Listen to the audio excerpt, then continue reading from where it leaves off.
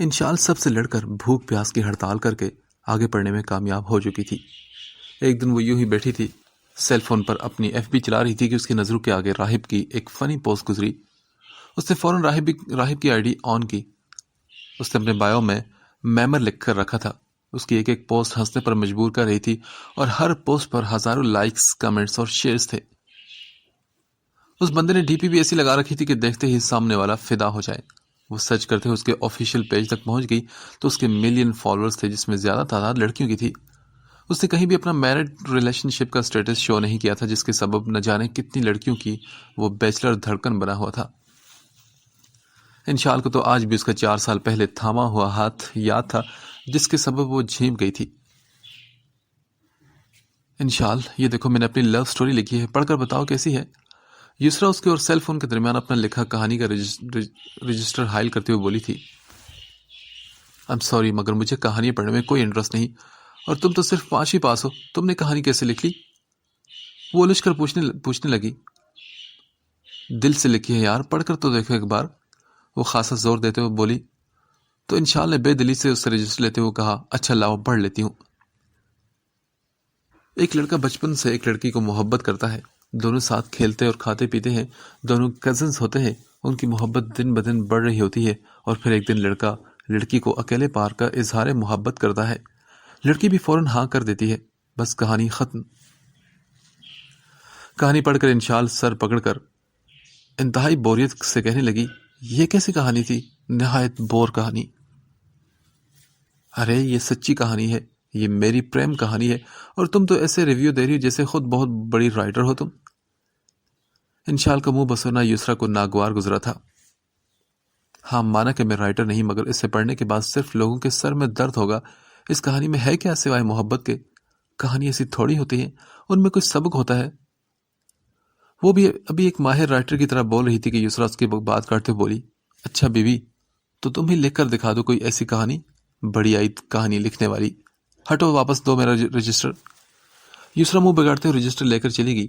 اس کی چیلنج انشال دل پر لے بیٹھی تھی، تبھی اپنے بیگ سے ایک قلم اور رجسٹر نکال کر ہاتھ میں تھام لیا، اور پھر تو جیسے الفاظ کا جادو بکھرا تھا۔ سوچیں خود بخود اس کے ذہن میں آتی گئی اور کہانی بنتی گئی۔ پورے 1 مہینہ لگا اسے کہانی لکھنے میں، اور کہانی کا نام اس نے زندگی رنگوں سے پرے رکھا۔ وہ کہانی اس نے سب سے پہلے مصباح کو پڑھائی تھی۔ مصباح نے اس کی بہت تعریف کی، جس پر وہ پھولی نہیں سما رہی تھی۔ مصباح کی فرینڈز کے ذریعے انشال کی لکھی پہلی کہانی سارے رشتہ داروں میں فیمس ہو گئی۔ کسی کو یقین نہیں آ رہا تھا کہ انشال وہ کہانی لکھ سکتی ہے۔ شہرت اپنے جلنے والوں کو ساتھ لے کر آتی ہے۔ رشتہ داروں میں سے کچھ خواتین نے راحیلہ بیگم کو خوب باتیں سنائی۔ ارے باجی، ہم تو بچی کا اچھا ہی چاہتے تھے، یہ رائٹر کی زندگی اچھی نہیں ہوتی، بیچارے زندگی بھر غموں میں گزارتے ہیں، کیوں اپنی بیٹی کو ایسا نصیب دے رہی ہو تم؟ کسی نے یہ کہا اور کسی نے یہ کہا کہ راحیلہ کوئی شادی نہیں کرے گا تیری بیٹی سے، ایک تو پڑھی لکھی، اوپر سے رائٹر بھی، خاندان کے تو سارے لڑکے صرف 5ویں جماعت تک پاس ہیں۔ خیر، جتنی منہ اتنی باتیں۔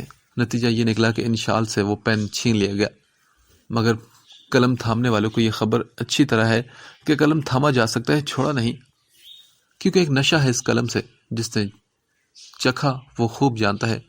تبھی اس نے چھپ کر ایف بی پر ناول لکھنا شروع کر دیا اور ایک فیک آئی ڈی سے اسے پوسٹ کرنے لگی۔ لوگوں نے بہت پسند کیا اور کہا کہ اپنا ایک الگ پیج بنائے۔ اسے پیج بنانا نہیں آتا تھا، اس لیے راہب سے کانٹیکٹ کرنے کی کوشش کرنے لگی۔ اس نے راہب کے پیج پر ایک میسج چھوڑا۔ وہ نہیں جانتی تھی کہ راہب کی آئی ڈی اور پیج دعا کے ہینڈ اوور ہے۔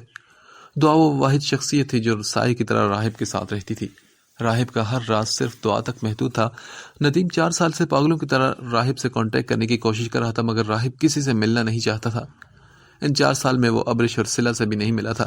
انہیں صرف اتنی خبر تھی کہ وہ لندن کی ایک یونیورسٹی میں زیر تعلیم ہے۔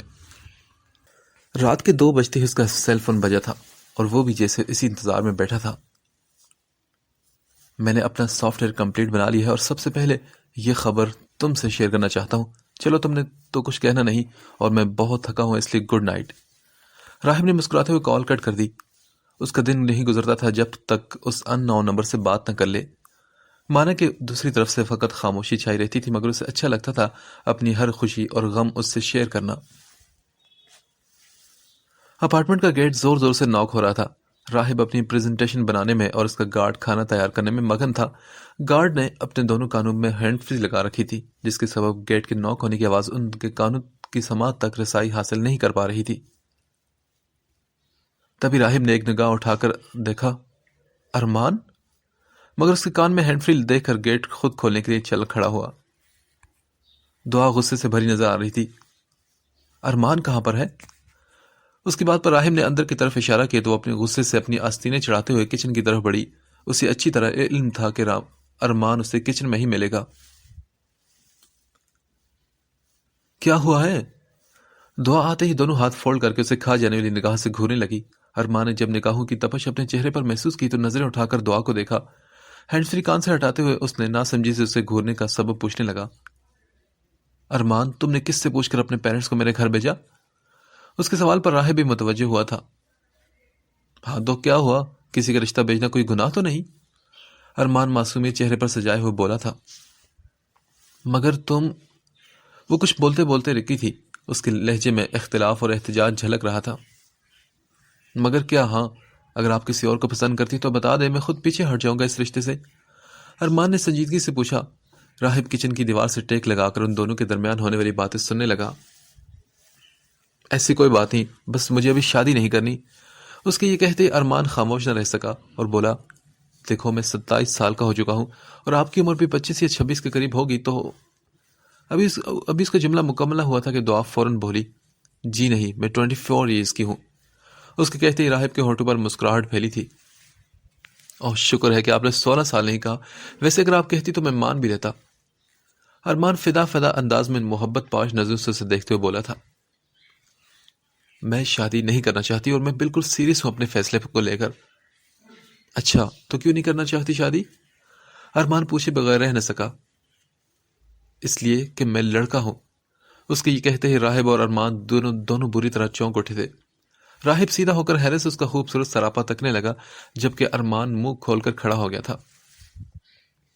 ان دونوں کا ریئیکشن دیکھ کر وہ تیزی سے اپنی کہی بات کی وضاحت کرنے لگی۔ میرا مطلب کہ میں بچپن سے ہی لڑکا بن کر رہی ہوں اپنے ڈیڈ کا۔ میں نے کبھی بھی خود کو لڑکی کو مان نہیں کیا اور نہ ہی میرے ڈیڈ نے کبھی مجھے کوئی بھی لڑکوں والا کام کرنے سے روکا۔ میں خود کما کر کھا سکتی ہوں، زندگی بھر اپنی اور اپنے ڈیڈ کی حفاظت اور ضروریات بھی پوری کر سکتی ہوں، تو پھر بھلا میں کیوں شادی کروں؟ میں کیوں تمہارا سہارا لوں؟ اس کا کہا آخری جملہ ارمان کو برا لگا تھا۔ مس دعا، شادی کا مطلب سہارا لینا نہیں ہوتا۔ شادی تو دو دلوں کا بندھن ہوتا ہے۔ میاں بیوی ایک دوسرے کا لباس ہوتے ہیں، اور میں مانتا ہوں کہ اس وقت آپ کو میری کوئی ضرورت نہیں، مگر یہ تو جوانی ہے جس نے ایک دن گزر جانا ہے۔ ایسا تو کبھی بڑھاپا نہیں آئے گا آپ پر، تب آپ کو ایک ساتھی کی ضرورت پڑے گی، اور میری دلی خواہش ہے کہ وہ ساتھی میں بنوں۔ بس اس لیے اپنے والدین کو آپ کے گھر بھیجا۔ عقل مند وہی ہوتا ہے جو اپنے فیوچر کی تیاری پہلے سے کر کے رکھے۔ آپ کو بھی یہ عقل مندی والا فیصلہ اب کر لینا چاہیے۔ اس نے نہایت نرم لہجے میں کہا۔ اس کا انداز سمجھانے والا تھا۔ چلو میں مان لیتی ہوں کہ مجھے بڑھاپے میں ضرورت پڑے گی، مگر میں اپنے بڑھاپے کو سنوارنے کے لیے اپنے ڈیڈ کے بڑھاپے کو کیسے نظر انداز کر دوں؟ شادی ہوتے ہی تمہاری ڈیمانڈ شروع ہو جائیں گی کہ تمہارے ماں باپ کی خدمت کروں، تمہارے گھر نوکرانی کی طرح بغیر تنخواہ کے کام کروں، تمہارے نخرے برداشت کروں، یہاں تک کہ میری تنخواہ پر بھی تم اپنا حق جتاؤ گے، تو سوری، مجھ سے تو یہ سب نہیں ہوگا۔ دعا کی بات سن کر ارمان نے معصوم سے چہرہ بنا کر کہا، دیکھو میں آپ سے اس طرح کی کوئی ڈیمانڈ نہیں رکھوں گا۔ مجھے خود کچن کے کام کرنے کا بہت شوق ہے، تو کچن کا پورا ڈپارٹمنٹ میرا۔ رہی میرے پیرنٹس کی بات، تو آپ میرے پیرنٹس کی عزت کرنا، میں آپ کے ڈیڈ کی عزت کروں گا، اس سے زیادہ کچھ نہیں چاہتا میں آپ سے۔ اور رہی بات کمائے ہوئے پیسوں کی، تو جتنا آپ کماتی ہیں اتنا ہی میں کماتا ہوں۔ مجھے آپ کے کمائے ہوئے پیسوں میں کوئی دلچسپی نہیں۔ آپ انہیں اپنے ڈیڈ کو اسی طرح بھیجتی رہی جس طرح ابھی بھیج رہی ہو۔ اب بچی میرے نخرے سہنے کی بات، تو مجھے نہیں لگتا کہ میں نخرے والا ہوں۔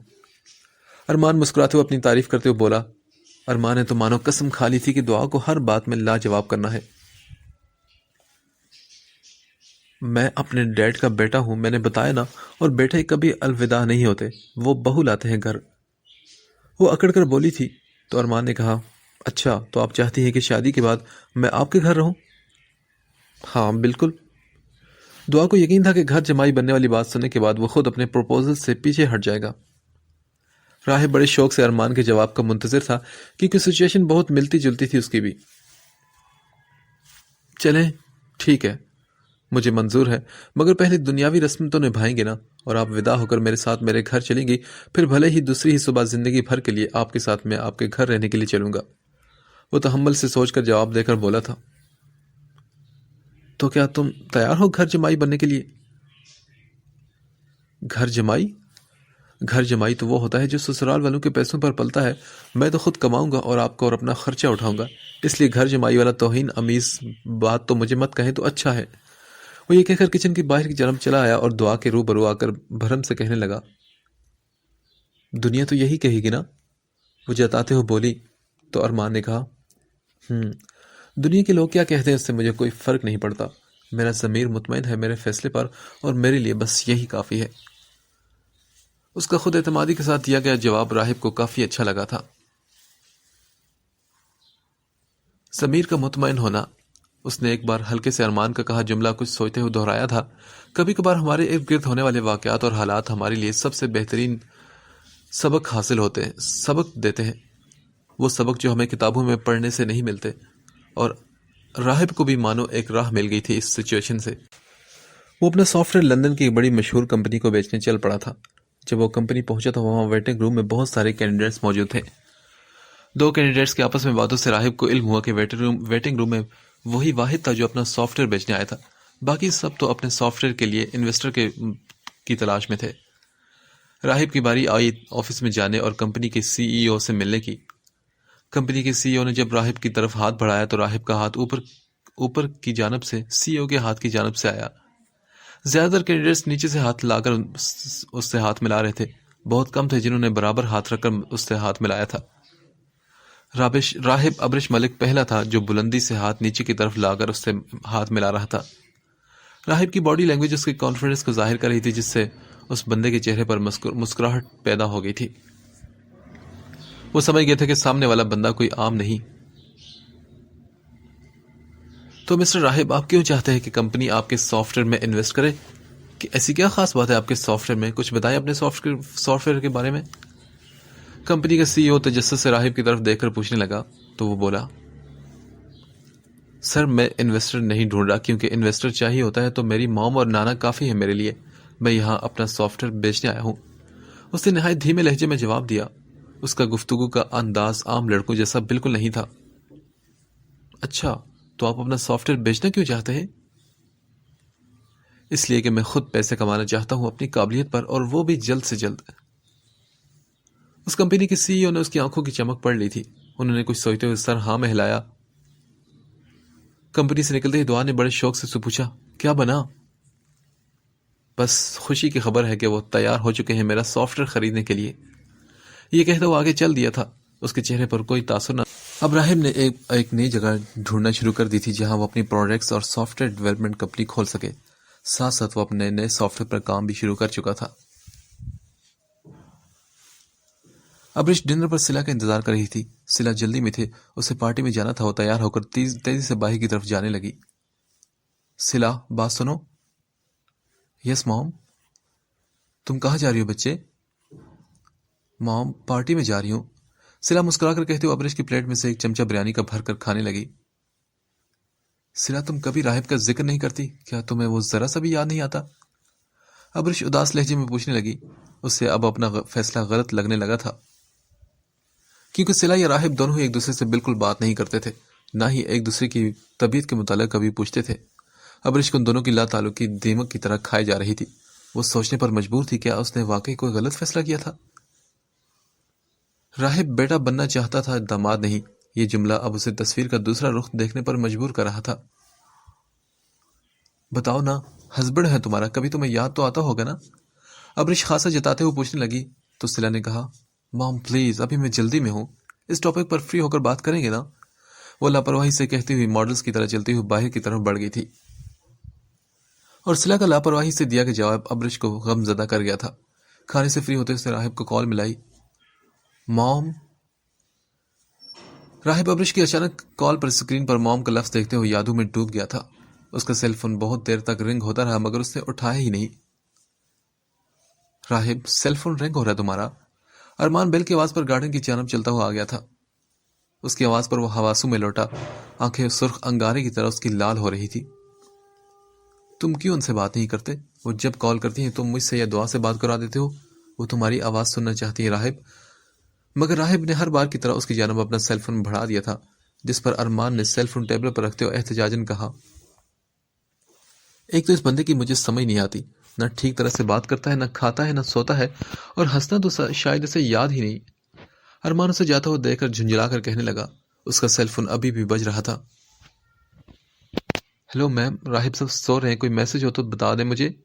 ارمان نے کال ریسیو کرتے ہوئے سیل فون کان سے لگا کر کہا، کچھ نہیں ارمان، بس اس سے کہنا کہ اپنا خیال رکھے اور فری ہو کر اپنی مام کو کال کر لے۔ ابرش کی آنکھیں نم ہو گئی تھی، وہ آنسو صاف کرتے ہوئے بولی تو ارمان نے کہا، اوکے میم، میں آپ کا میسج ان تک۔ ارمان ابھی بول رہا تھا کہ ابرش نے بھی کال کٹ کر دی۔ 4 سال بہت ہوتے ہیں۔ ابرش نے اس امید پر نکاح کروایا تھا کہ وہ دونوں ایک دن اس فیصلے پر نہ صرف راضی ہو جائیں گے بلکہ خوش بھی ہوں گے، مگر حقیقت اس کے بالکل برعکس دکھائی دیتی تھی۔ راہب کی اس سے بے تعلقی اسے خوف میں مبتلا کر رہی تھی، اور اوپر سے صلہ کی ناپسندیدگی جو 4 سال گزرنے کے بعد بھی اپنی جگہ قائم نظر آ رہی تھی۔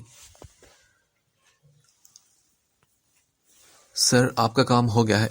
راہب ابرش ملک کی لوکیشن میں نے آپ کو میسج کر دی ہے۔ ندیم کی تو خوشی کا کوئی ٹھکانہ نہیں رہا جب اس کے ملازم نے اسے راہب کی لوکیشن کا علم دیا تھا۔ وہ اس سے ملنے کے لیے خوشی خوشی لندن چل پڑا تھا۔ بہت دنوں بعد وہ اپنے میسیجز خود چیک کر رہا تھا کہ اچانک اس کے نگاہ سے انشال کا میسج گزرا، جس پر اس کے ہاتھ خود بہت رکے تھے۔ انشال کا سراپا اس کی آنکھوں میں لہرا گیا تھا۔ اس کا ہاتھ پکڑ کر اسے ہمت دینا اسے فلم کی طرح اپنی آنکھوں کے آگے چلتا ہوا نظر آیا تھا۔ ہیلو، میں انشال، آپ کی رحیلہ آنٹی کی بیٹی۔